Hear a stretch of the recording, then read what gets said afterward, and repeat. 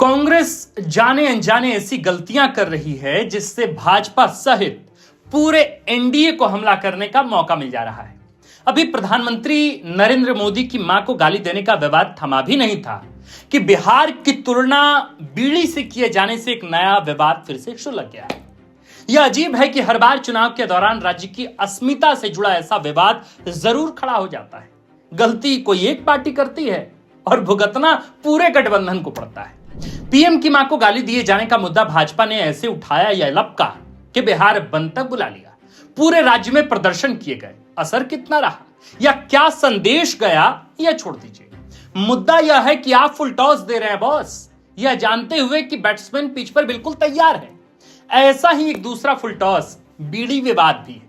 आप लाख सफाई दे दें कि उस पोस्ट का अर्थ ये नहीं था या ये था या क्या था, उससे मतलब कुछ और था, लेकिन आपके विरोधी ने उससे मुद्दा तो बना लिया है और अब आपको डिफेंस करना मुश्किल हो रहा है। आज हम इसी मुद्दे पर विस्तार से बातचीत करेंगे। आपको बताएंगे कि पूरा संपूर्ण बीड़ी विवाद आखिर क्या है, किसने कब क्या कहा और इसका अब बिहार की सियासी समीकरण पर कैसे असर हो रहा है। अगर यह विवाद बढ़ता है तो बिहार की सियासत में समीकरण किस हद तक बदलेंगे और कांग्रेस राजद को कितना नुकसान इस बीड़ी विवाद के कारण झेलना पड़ सकता है। तो फिर चलिए शुरू करते हैं आज का विश्लेषण और बताते हैं आपको कि कांग्रेस की गलतियों से कैसे इंडिया गठबंधन को हो रहा है भारी नुकसान। नमस्कार, हमारा नाम आकाश आनंद है और आप देखना शुरू कर चुके हैं बिहार की राजनीति का सबसे सटीक, सबसे विस्तृत विश्लेषणात्मक कार्यक्रम जिसका नाम है सियासी कहानियां।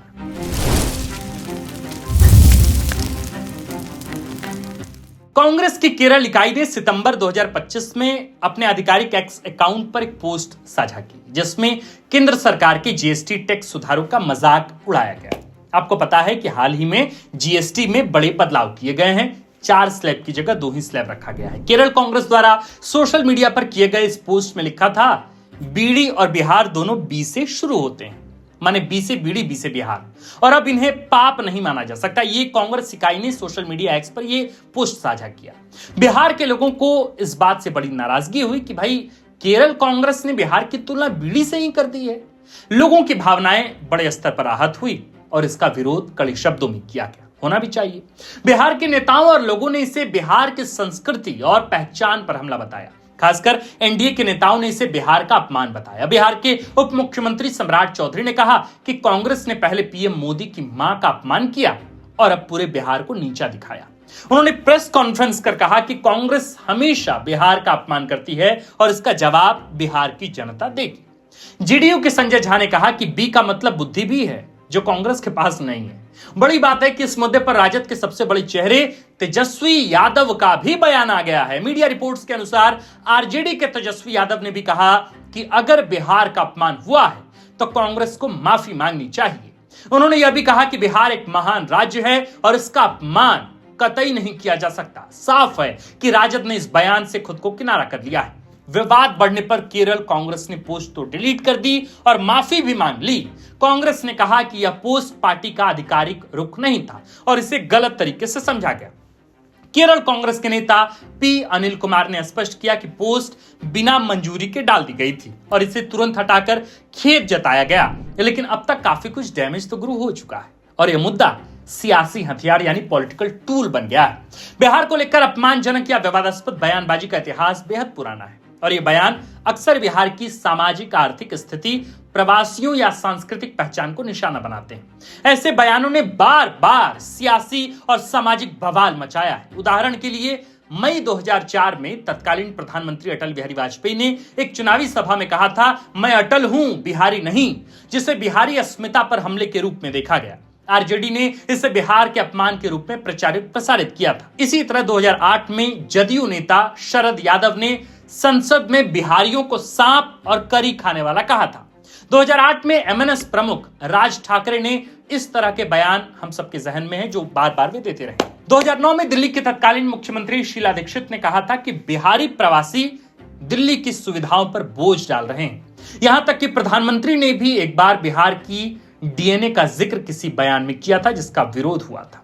इस तरह के बयानों का विरोध होता रहा है और लोगों ने इस पर माफी भी मांग ली है। लेकिन हाल का विवाद कांग्रेस को भारी नुकसान पहुंचा सकता है और सिर्फ कांग्रेस ही नहीं, पूरे इंडिया गठबंधन को इसका खामियाजा गुरु भुगतना ही पड़ेगा, क्योंकि यह बिहार है।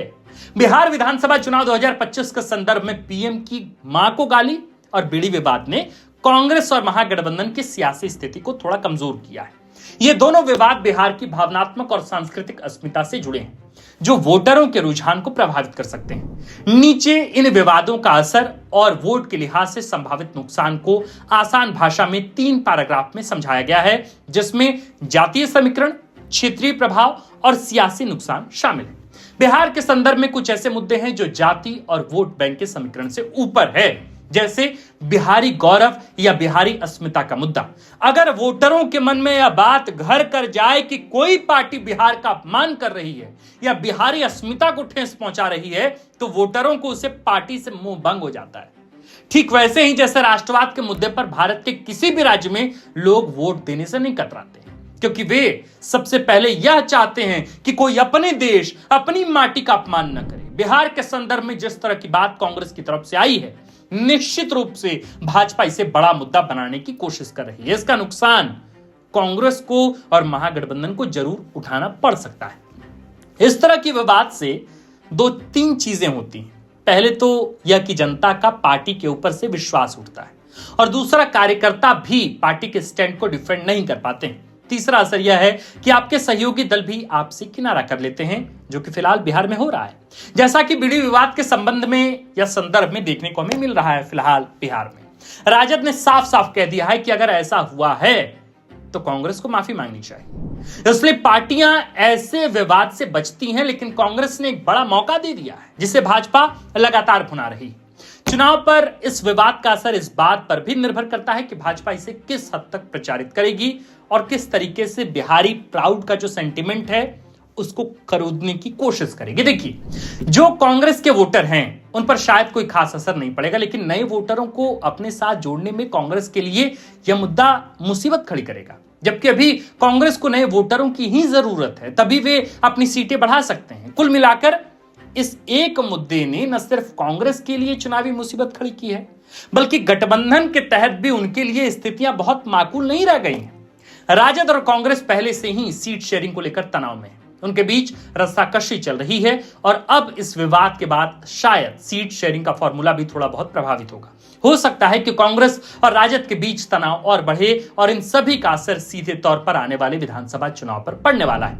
आप इस मुद्दे पर क्या सोचते हैं, हमें कमेंट बॉक्स में लिखकर भेज दीजिए। साथ ही बताइए कि हमारा कार्यक्रम आपको कैसा लग रहा है। हम कोशिश कर रहे हैं कि बिहार की हर बड़ी राजनीतिक घटनाक्रमों का विश्लेषण आप तक पहुंचाएं। वीडियो को अंत तक देखने के लिए आप सभी दर्शकों का खूब खूब आभार। मेरा नाम आकाश आनंद है और कैमरे के पीछे हैं विक्की। मेरे प्रिय सुधी दर्शकों, कांग्रेस के एक बयान से बिहार में सियासी तूफान खड़ा हो गया है। मेरा सवाल आपसे भी, हमने तो विश्लेषण कर आपको बताया कि इसका असर बिहार की सियासी समीकरणों पर क्या पड़ेगा, लेकिन आप चूंकि एक दर्शक के साथ साथ वोटर भी हैं, तो आपके जहन में कांग्रेस के इस बयान को लेकर क्या ख्याल है? क्या वाकई इसका व्यापक तौर पर असर पड़ेगा बिहार में? क्या राजद को भी इसका नुकसान हो सकता है? क्या सिर्फ कांग्रेस द्वारा माफी मांग लिए जाने से इस पूरे मुद्दे का, इस पूरे मसले का पटाक्षेप हो जाएगा, या फिर भाजपा इस पर और तीव्र आंदोलन करेगी? इस पर कैंपेन के दौरान पूरा मोमेंटम खड़ा होगा और एक तरह से कांग्रेस को बैकफुट पर आना पड़ेगा। आप जो भी सोचते हो मैं लिख भेजिए। बाकी बिहार के सियासी समीकरणों को ग्राउंड जीरो से डिकोड करने के लिए, तथ्यों आंकड़ों के साथ इसे समझने के लिए इसका एक ही उपाय है कि आप फुट प्रिंट बिहार को सब्सक्राइब कर लें। इंस्टाग्राम पर, फेसबुक पे आप हमें देखें और ये वीडियो अगर पसंद आए तो इसे अन्य दर्शकों तक भी साझा करें। बाकी वीडियो को देखने के लिए आपका बहुत बहुत शुक्रिया।